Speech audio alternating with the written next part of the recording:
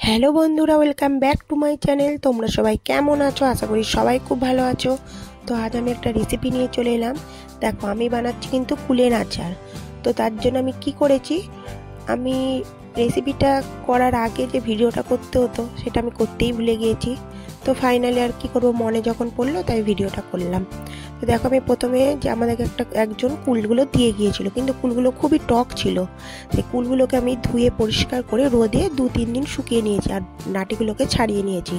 দিয়ে কি করেছি, এই কড়াইতে আমি কিন্তু মোটামুটি একটু তেল, সর্ষের তেল, 5 ফোড়ন আর তেজপাতা দিয়ে কুলগুলোকে কিন্তু আমি একটু নাড়িয়ে নিয়েছি। দিয়ে আমি 500 গ্রামের মতো গুড় নিয়েছিলাম, আখের গুড়, সেটা কিন্তু ঢেলে দিয়েছি।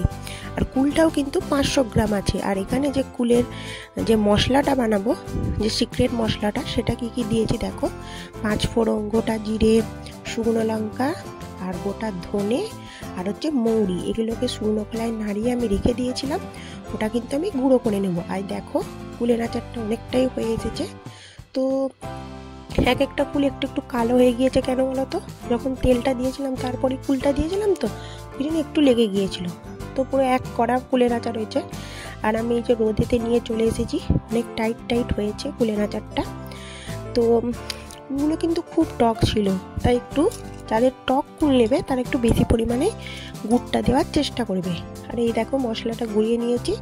ওপর থেকে আমি মশলাটা কিন্তু একটু একটু করে ছড়িয়ে দেবো, দিয়ে এই আচারটার সঙ্গে ভালোভাবে কিন্তু মিশিয়ে নেব। আর হ্যাঁ, কুলের আচার করে তোমরা কিন্তু কাঁচের বয়ামেই রাখবে আচারটা, তাহলে আচারটা খুব ভালো থাকবে। আর পারলে একটু প্রত্যেক দিন রোদে দেওয়ার চেষ্টা করবে, তাহলে কিন্তু অনেক দিন পর্যন্ত তোমরা এই কুলের আচারটা খেতে পারবে। তো রেসিপিটা কেমন লাগলো অবশ্যই জানিও, আর আমার আচারটা কেমন হয়েছে সেটাও কমেন্টে জানিও।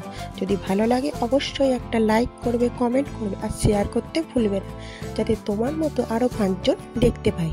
আর নতুন নতুন ভিডিও পেতে আমার চ্যানেলটিকে অবশ্যই সাবস্ক্রাইব করে রাখবে আর পাশের বেল আইকনটা টিপে রাখবে, যাতে সবার আগে ভিডিও তোমার কাছে পৌঁছে যায়। আর তো আজকের মতো আসি, টাটা, ভালো থেকো এবং সুস্থ থেকো।